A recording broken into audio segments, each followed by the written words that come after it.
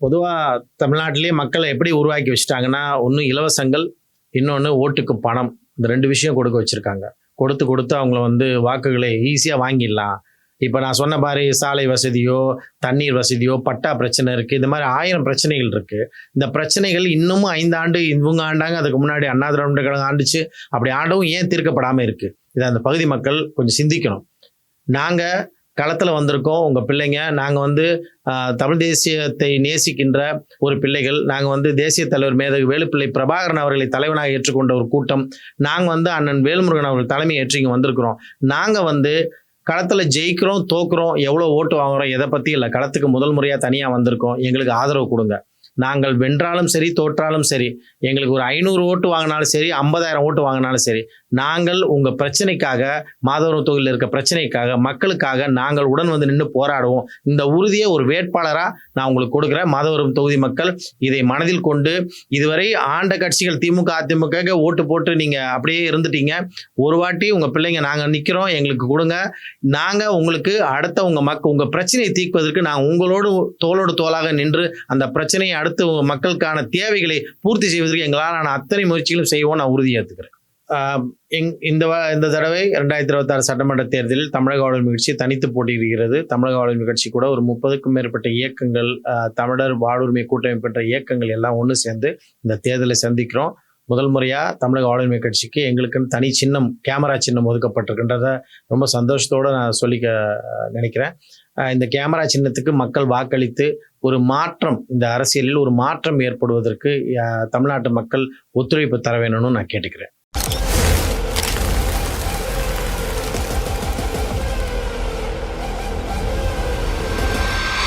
தமிழக வாழ்வுரிமை கட்சி தலைவர் அண்ணன் வேல்முருகன் அவர்கள் எப்போவுமே இந்த கூட்டணி கூட ஏற்பட்டது கூட ஒரு கொள்கை ரீதியான கூட்டணி தான். தமிழ்நாட்டில் இந்த பாசிச பாஜக அரசு வந்துடக்கூடாதுன்ற ஒரு நோக்கத்தை மட்டும் அடிப்படையாக கொண்டு ஏற்பட்ட கூட்டணி. எல்லாருமே ஆரம்பத்தில் விமர்சித்தாங்க, இது ஒரு ஒத்த சீட்டுக்காக இவர் போய் நிற்கிறாரு அப்படின்னு. ஒரு எம்எல்ஏ போய் என்ன பண்ணுவாருன்ட்டு. நம்ம ஒரு எம்எல்ஏ போய் என்ன பண்ணான்றதை அடுத்தடுத்த கட்டங்களில் நான் சொல்கிறேன். முதல் கட்டமாக தமிழக வாழ்வுரிமை கட்சி அங்கேருந்து வெளியேறதுக்கான முதல் காரணம், திராவிட முன்னேற்ற கழகம் கூட்டணி கட்சிகள் எதையுமே முறையாக கையாளவில்லை. முதல்ல எல்லா கட்சிகளைப் போல தமிழக வாழ்வுரிமை கட்சியும் ரொம்ப எளிதாக எடுத்துக்கிட்டாங்க திராவிட முன்னேற்ற கழகம். அது ஒரு பெரிய உதாரணம் என்னென்னா, ஒரு கட்டத்தில் நாங்கள் கூட்டணி எங்களுக்கு சீட்டே தர தேவையில்லை, எங்களுக்கு வேண்டாம், அதற்கு பதிலாக நாங்கள் கொடுக்கும் 10 கோரிக்கைகளை நிறைவேற்றுறேன் அப்படின்னு ஒரு வாக்குறுதி மட்டும் கொடுங்க. உங்கள் கூட்டணிக்காக தமிழ்நாட்டில் பாஜக காலூன்றி விடக்கூடாது என்பதை ஒரு அடிப்படை நோக்கமாக கொண்டு உங்கள் கூட்டணிக்காக வெறும் பிரச்சாரம் மட்டுமே செய்கிறோம் என்ற நோக்கத்தில் நாங்கள் இறங்கினோம். அதையும் கூட தவிர்த்து விட்டதால் திராவிட முன்னேற்ற கூட்டணியிலிருந்து வெளியேற வேண்டிய ஒரு கட்டாய சூழ்நிலை ஏற்பட்டு விட்டது.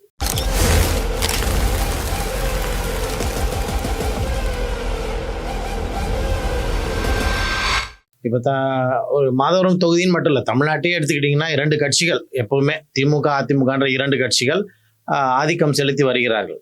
ஆனாலும் மக்களோட அடிப்படை பிரச்சனைகள் இன்று வரைக்கும் தீர்க்கப்பட்டிருக்குதா அப்படின்னா ஒரு மிகப்பெரிய கேள்விக்குறி. அதில் முக்கியமாக எங்கள் மாதவரம், நான் போட்டிக்கிடுற மாதவரம் தொகுதியை குறிப்பிட்டு சொல்லணும்னா, அனைத்து பகுதிகளிலும் சாலைகள் அவ்வளோ மோசமான நிலையில் இருக்குது. 5 ஆண்டு காலம் இந்த ஆட்சி நடந்திருக்கு, சாலைகள் மோசமாக இருந்திருக்கு. எல்லா இடத்துலையும் போதைப் பொருட்கள் வெகு எளிதாக கிடைக்கக்கூடிய அளவில் இன்றைக்கி போதைப் பொருட்கள் எளிதாக புழங்குற அளவுக்கு இருக்குது. காவல்துறை இது என்ன பண்ணிக்கிட்டு இருக்காங்கன்னு தெரியல. இந்த ஆட்சி வந்ததற்கு பிறகும் கூட நாங்கள் திராவிட ஆட்சி திராவிட மாடல் ஆட்சி, தமிழ்நாட்டில் மக்களுக்கான ஆட்சின்னு சொல்லப்படுற இந்த ஆட்சி இருந்தும் கூட இன்றைக்கி எல்லா இடங்களிலும் பெண்கள் மீதான வன்முறைகள், அந்த ஆதிக்க வன்முறைகள் அதிகமாக நடந்துக்கிட்டு இருக்கு. இது மாதிரி நிறைய விஷயங்கள் சொல்லிட்டு போகலாம். மாதவரம் தொகுதியை பொறுத்தவரை மிகப்பெரிய பிரச்சனையாக இருக்கிறது 2 பிரச்சனை. ஒன்று சாலைகள், இன்னொன்று போக்குவரத்து நெரிசல். அங்கே போதைப் பொருட்கள் ரொம்ப எளிதாக புழங்கப்படுது. இந்த விஷயங்களை தீர்ப்பதற்காக களத்தில் நின்று போராடுவதற்கு ஒரு தன்னலமற்ற ஒரு இயக்கம் வேணும். அதுதான் தமிழக வாழ்வுரிமை கட்சி. இந்த கட்சியில் தலைவராக இருக்கட்டும், நாங்களாக இருக்கட்டும், நாங்கள் நாளைக்கு ஆட்சிக்கு வந்துடுவோம், நாங்கள் எம்எல்ஏ ஆகிடுவோன்ற நோக்கத்துக்காக நான் அரசியல் பண்ணலை. இந்த தேர்தலை சந்திப்பது கூட மக்களோடு நின்று போராடுவதற்காக, எங்களுக்கு ஒரு அங்கீகாரம் வேண்டும் என்பதற்காக தான் தேர்தலை சந்திக்கிறோம். எங்களுக்கு வாக்களிக்கிற மக்கள் எங்களுக்கு வாக்களிக்கிறதுல அவங்களுக்கு ஒரு உறுதி கொடுத்துட்றோம். நாங்கள் ஜெயிக்கிறோம் தோக்குறோம் அதெல்லாம் அடுத்த விஷயம். கண்டிப்பாக மக்களோடு நின்று மக்கள் பிரச்சனைக்காக இறுதி வரை போராடுவோம். அந்த உறுதிக்காக எங்களுக்கு வாக்களிக்கலாம் மக்கள்.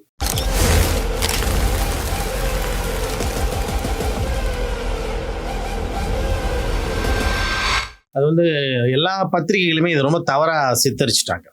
அது வந்து எந்த ஒரு இடத்துலயும், எந்த ஒரு பேட்டியிலயும் தலைவர் வந்து அமைச்சர்களுடைய ஊழல் பட்டியலை வெளியிடுவேன்னு சொல்லல. முதல்ல அத தெளிவு பண்ணிர்றேன் நான் ஃபர்ஸ்ட்டு. தலைவர் சொன்னது வந்து, ஒரு அரசாங்க தரப்புல இருந்து ஒரு ஒரு அறிக்கை வெளியிடுறாங்க அரசு. அந்த அறிக்கைகள்ல இருக்கப்படுற விஷயங்கள் இதுவரைக்கும் இம்ப்ளிமெண்ட் பண்ணப்பட்டிருக்கா? அந்த அறிக்கைகள்ல சொல்லப்படுற விஷயங்கள் அமைச்சர்கள் எந்த அளவுக்கு கையாண்டு இருக்கிறாங்க? அதுல அமைச்சர்களோட அதிகாரங்களை விட அரசு அதிகாரிகள், அதாவது அது நாங்க தலைவர் பாஷையில குறிப்பிடணும்னா, ஆர்எஸ்எஸ் பின்புலம் உள்ள அதிகாரிகள் தான் இன்னைக்கு ஆட்சி அதிகாரத்தை நடத்திக்கிட்டு வராங்க. அப்படிப்பட்ட அதிகாரிகளால் பல திட்டங்கள் இன்னும் மக்களை கொண்டு போய் சேரப்படாம இருக்கு.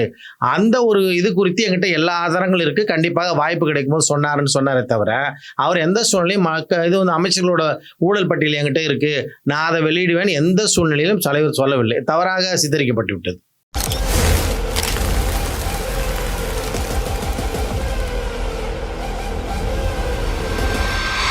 இது ஒரு நாட்டின் 4வது தூண் அப்படின்னு சொல்லப்படுற பத்திரிகை துறையோட சாபக்கேடா தான் நான் பார்க்கிறேன். இன்னைக்கு பணம் கொடுத்தா பத்திரிகையில என்ன வேணா போட முடியும். பத்திரிகையில வந்து தன் கட்சியை ப்ரமோஷன் பண்ணிக்கலாம். நாங்க வந்து ஆட்சிக்கு வர்றதா ஒரு போலியான ஒரு கருத்து கணிப்பு. அவங்க யார்கிட்ட ஒரு கருத்து கணிப்பு நடத்துறாங்கன்னா, அந்த கருத்து கணிப்பான டேட்டா இருக்கணும் கையில. எத்தனை பேர்கிட்ட எடுத்திருக்காங்க, யார் யார் எத்தனை வயதுடையவங்க, ஆண்கள் எத்தனை பேர், பெண்கள் எத்தனை பேர், இந்த மாதிரி அதிகாரப்பூர்வமான தகவல் இல்லாம ஒரு கருத்து கணிப்பை வெளியிடக்கூடாதுன்னு தேர்தல் கமிஷன் அறிவுறுத்திருக்கு. அப்படியும் கூட மீடியா வந்து இன்னைக்கு சொல்றதுக்கே ரொம்ப கஷ்டமா இருக்க விஷயம் என்னன்னா, எல்லாருமே பணம்னு ஆயிடுச்சு. இன்னைக்கு மீடியாவையும் விலைக்கு வாங்க முடியும்ன்றதான் இது வெளிக்காட்டுதே தவிர, பல கருத்து கணிப்புகள் கடந்த காலங்களில் தவறா மாத்தி நடந்திருக்கு. மக்கள் முடிவெடுத்துருக்கு. இங்க ஒண்ணும் தான் தேர்தல் அரசியல்ல ஒரே ஒருத்தர் தான் டிசைட் ஃபேக்டர். அவங்க தான் எஜமானர்கள், அது மக்கள். அவங்க தான் வாக்களிக்கணும். அவங்க யாருக்கு வாக்களிக்கணும் தேர்தல் அன்னைக்கு எல்லாத்தையும் பகுத்தாய்ந்து, தமிழக வாக்காளர்களை வந்து நீங்க அவ்வளவு குறைச்சி எடை போட முடியாது. எல்லாத்தையும் பகுத்தாய்ந்து அவங்க கண்டிப்பா நல்ல ஆட்சி அமைவதற்கான வாக்களிப்பார்கள் நம்பிக்கை எங்களுக்கு இருக்கு.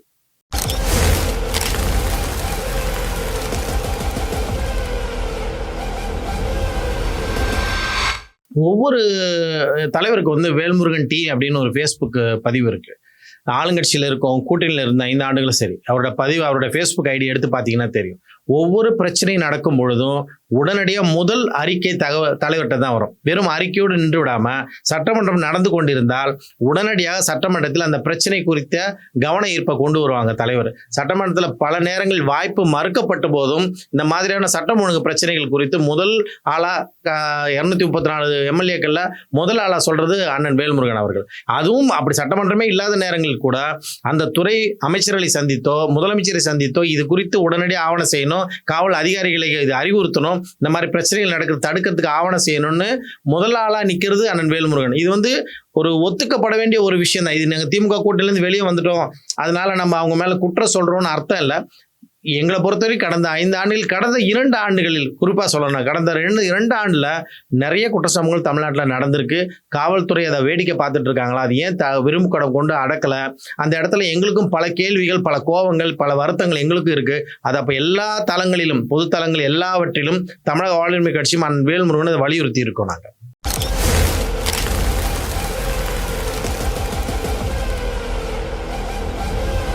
மாதவரம் தொகுதி எடுத்துக்கிட்டிங்கன்னா, நான் ரொம்ப ஒரு அடிப்படை விஷயங்கள்ல தான் கவனம் செலுத்தணும். அரசாங்கம் ஏன் இது வரைக்கும் செலுத்தலன்னு தெரியல.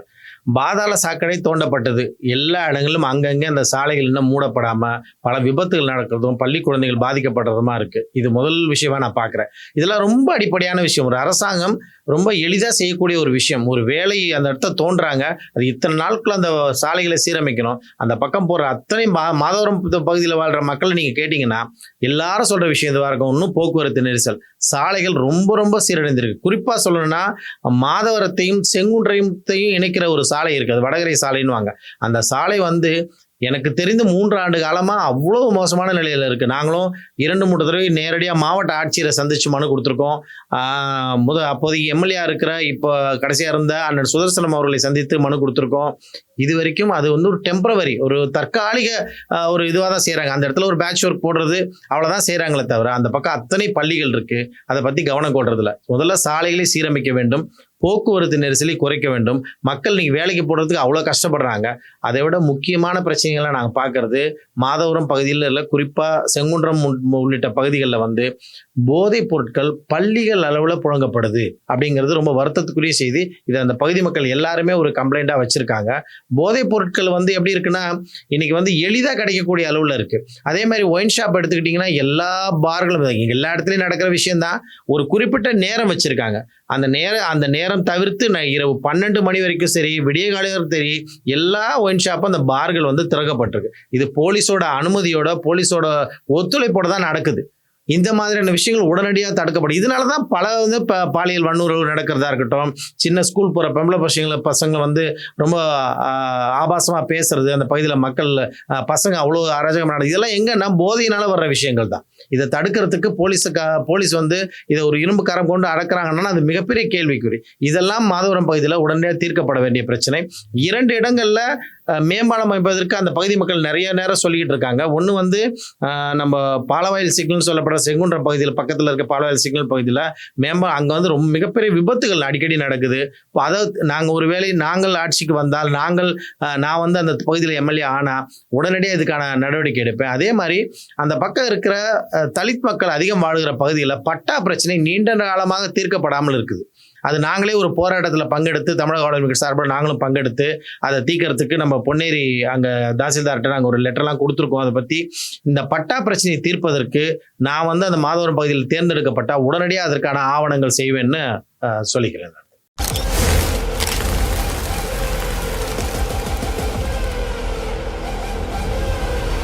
ரொம்ப வருத்தப்பட வேண்டிய விஷயம்தான். அதாவது இன்னைக்கு சினிமா அப்படிங்கிறது மட்டும், அதாவது எல்லாரும் சினிமாவை ரசிக்கக்கூடியவங்க நம்ம எல்லாருமே சினிமாவை பார்க்குறோம். சினிமான்றது 2.5 மணி நேரம் ஒரு பொழுதுபோக்குக்காக அவங்க ஒரு சம்பளம் வாங்கிட்டு நடிக்கிறாங்க. நம்ம அதை ரசிச்சுட்டு வீட்டுக்கு வரோம், நம்மளோட மனக்கவலைகளை மறந்து விட்டு. அதோட சரி. நான் அடிக்கடி சொல்கிற ஒரு விஷயம், நிறைய பேட்டிகளில் கூட குறிப்பிட்டிருக்கேன். நான் ஒரு சாதாரண அரசு அலுவலகத்தில் ஒரு உதவியாளர் பணி தேர்ந்தெடுக்கப்படணும்னா கூட அதற்கு அத்தனை இன்டர்வியூ இருக்குது, நேர்முக தேர்வு இருக்குது. அவங்களுக்கான தகுதிகளை ஆராய்ந்து அவங்களை எல்லாத்தையும் பார்த்து தான் ஒரு சாதாரண அரசு உதவியாளர் பணிக்கு கூட அரசாங்கத்தில் உட்கார முடியும். ஆனால் இன்னைக்கு நம்ம தமிழ்நாட்டில் இருக்க 6.5 கோடி மக்களையும் ஆள்வதற்கான ஒரு இடத்த நேற்று வரைக்கும் சினிமாவில் நடித்து கொண்ட ஒரு நடிகரை கொண்டு வந்து உட்கார வச்சிடலான்னு நினைக்கிறது என்ன மாதிரியான மனநிலைன்னு எனக்கு தெரியல. அதற்காக நடிகர்கள் நாடாளக்கூடாதுன்னா அப்படி நாங்கள் சொல்ல வரல. எங்கள் தலைவர் அண்ணன் வேலுமணியோட முதல் ஸ்டேட்மெண்ட்டு, விஜய் கட்சி ஆரம்பிக்கிறோன்னா வாழ்த்துக்கள், ஒரு தமிழ் இனத்தை சேர்ந்த ஒரு பிள்ளை ஒரு கட்சி ஆரம்பிச்சிருக்காரு, நாங்கள் வாழ்த்துறோன்னு தான் சொன்னோம். அதனால யாரும் வந்து விஜய் வந்து வரக்கூடாது, ஒரு நடிகர் ஆளக்கூடாதுன்னு நாங்கள் சொல்ல வரல. முதலில் அவர் வந்து இப்போ தலைவரெல்லாம் வந்து எங்கள் தலைவரெல்லாம் 40 ஆண்டுகால அரசியல் அனுபவம், எத்தனை போராட்டங்கள், எத்தனை ஆர்ப்பாட்டங்கள், எத்தனை மக்கள் பிரச்சனைகளுக்காக ரோடில் நின்று போராடி எத்தனை முறை சிறை சென்றிருக்காங்க, தொண்டர்கள் எத்தனை முறை சிறை சென்றிருக்காங்க. அப்போது நான் என்ன சொல்கிறேன், மக்கள் பிரச்சனையை பற்றி புரியாத ஒருவர் நேற்று வரை சினிமாவில் நடித்து விட்டு அவரோட பாஷையில் சொல்லணும்னா நான் உச்சத்தை விட்டு அப்படின்னு முந்தா நாள் சாட்டை முருகன் கூட ஒரு பேட்டியில் சொன்னார். அதாவது பிரச்சாரத்தில் சொன்னார், உச்சத்தை விட்டுட்டு பென்ஸ் காரில் வருவார், உச்சத்தை விட்டுட்டு தனி விமானத்தில் வருவார், எல்லாமே உச்சத்தை விட்டுட்டு தான் வராரு. அவர் ஒரு ஆர்ப்பாட்டம் நடத்துறதே வந்து ஒரு பிரச்சாரத்தை கூட மதியம் 12 மணிக்கு வெயிலில் தான் நடத்துவார். ஏன்னா அவர் ஏசி கேரவனில் உட்காந்துருக்காரு, திடீர்னு இருந்து வரப்போறாரு. மக்கள் இவர் வருவார்னு 9 மணிலேருந்து 12 மணி வரைக்கும். இன்னும் கரூர் பற்றிலாம் பேசணும்னா நான் ஒரு மணி நேரம் பேச வேண்டி வரும். அதனால் அது வேண்டாம். எங்களுக்கு ரொம்ப வருத்தம் என்னென்னா, இந்த நடிகர் இன்னைக்கு வந்திருக்காரு, ஒரு கட்சி ஆரம்பிச்சிருக்காரு, அவர் நோக்கம் நல்லதாகவே கூட இருக்கட்டும். அவர் வந்து ஆரம்பித்து இந்த மண்ணின் மக்கள் பிரச்சனைகளை தெரிஞ்சுக்கிட்டு இங்கே மக்களுக்காக போராடி ஒரு 5 ஆண்டு காலம் 10 ஆண்டு காலம் போராடி அதற்கு பிறகு ஆட்சின்ற ஒரு விஷயத்துக்கு ஆசைப்படட்டும். யார் வேணான்னா அவர் தகுதிகள் வரும்பொழுது நாங்களே பாராட்டுறோம், அதில் ஒன்றும் தவறே கிடையாது. ஆனால் இன்னைக்கு எத்தனை லட்சம் இளைஞர்கள் அவர் பின்னாடி போய் தன்னுடைய வாழ்க்கையை துளைத்து கொண்டிருக்கிறாங்கன்னு பார்க்குறோம். அதாவது அவர் வாகனம் வருது, அந்த வாகனத்து மேலே ஒருத்தன் ஏறி விழுந்து ஒரு காவலர்கள் காலை பிடிச்சி இழுத்து போடுறாங்க. இது என்ன மாதிரியான மனநிலை அவங்களுக்கு? இவங்க நாளைக்கு ஆட்சி அதிகாரம் இவர்களை போன்ற ஒரு கூட்டத்திடம் சிக்கினா என்ன ஆகும் யோசிச்சு பாருங்க. நம்ம திராவிட முன்னேற்ற கழகத்தை 1000 விமர்சனம் வைக்கிறோம், அண்ணா திராவிட முன்னேற்ற கழகம் வந்து 1000 விமர்சனம் வைக்கிறோம். இதெல்லாம் வேற. அவர்கள் அரசியல் பக்குவப்பட்டு 70 ஆண்டு கால அனுபவத்தோடு மக்கள் பிரச்சனைகளை புரிந்து கொண்டு போராடி இந்திய எதிர்ப்பு போராட்டம் உள்ளிட்ட அத்தனை போராட்டங்களும் போராடி ஒரு கட்சி இன்னைக்கு ஆட்சி அதிகாரம் லெவலில் வந்திருக்காங்க. நேற்று வரைக்கும் சினிமாவில் நடிச்சிருந்த ஒரு நடிகர் திடீர்னு வருவார், திடீர்னு வந்தார். அதாவது அவர் மட்டும்தான் அப்படி இருக்காருன்னா, அவர் கூட இருக்கிற இந்த ஒரு ஆனந்த் மாதிரி இவர் மாதிரி ஆட்கள் வந்து இவங்களுக்கு வந்து ஒரு அரசியல் புரிதலே அவங்க பேச்சை பார்க்கும்போது ரொம்ப பயமாக இருக்குது. இந்த பேச்சு அந்த இளைஞர் கூட்டம், அவர் பின்னாடி ஒரு கணிசமான இளைஞர் கூட்டம் இருக்கு. இதுல ஒன்றும் மாற்று கருத்தே கிடையாது. அவர் சினிமா முகத்தால் அவர் இன்னைக்கு இளைஞர்கள் வந்து ரொம்ப சினிமா வயப்பட்டு அவர் பின்னாடி போய் நிற்கிறான். அவர் நாளைக்கு ஒருவேளை, என்னோட கணிப்பு, இது என்னோட சொந்த கணிப்பு, நாளைக்கு ஒருவேளை 2026 சட்டமன்ற தேர்தல் விஜய் ஆட்சியை பிடிக்க முடியல, நல்லபடியா ஓட்டு வாங்கல, அவர் தேர்தலில் தோற்றால் அவர் எல்லாத்தையும் உதறிட்டு எனக்கு அரசியல் ஒத்து வரலன்னு சினிமாவில் நடிக்க போயிடுவார். இது என்னோட கணிப்பு. அப்போ அது இதோட நம்பி போயிருக்க 50 லட்சம் இளைஞர்கள் கதி, ஒரு 30 லட்சம் இளைஞர்கள் பின்னாடி நிற்கிறாங்கன்னா அவங்களோட கதி. இந்த இளைஞர்கள் புரிஞ்சுக்கணும், இந்த இளைய சமூகம் புரிஞ்சுக்கணும், நம்மலாம் என்ன மாதிரியான வம்சம். ஒரு தமிழன் சொன்னா இன்னைக்கு உலக அளவுல நம்ம மேல, அந்த இனத்து மேல அவ்வளவு பெரிய ஒரு மரியாதை இருக்கு. இங்க கூப்பிடும் தொலைவில் நம்ம கண்ணதுக்கு ராஜராஜ சோழன், ராஜேந்திர சோழன் நம்ம பார்க்கல, படிச்சிருக்கோம். ஆனா நம்ம வாழ்ந்த காலத்தில் வாழ்ந்த தேசிய தலைவர் மேதகு வேலுப்பிள்ளை பிரபாகரன் போன்ற ஒரு தலைவன் வம்சத்துல பிறந்து நம்ம அந்த மாதிரி ஒரு இனத்துல பிறந்துட்டு இந்த இளைஞர்கள் சிந்திக்கணும் கண்டிப்பா. இதே விஜய் கூட அவர் ஆட்சி அதிகாரத்துக்கு வர்றதுக்கு போராடி, களத்துல போராடி, மக்கள் பிரச்சனைகளை முன்னெடுத்து போராடி விட்டு வரட்டும். கண்டிப்பா நாங்களும் வாழ்த்தி வரவேற்போம்.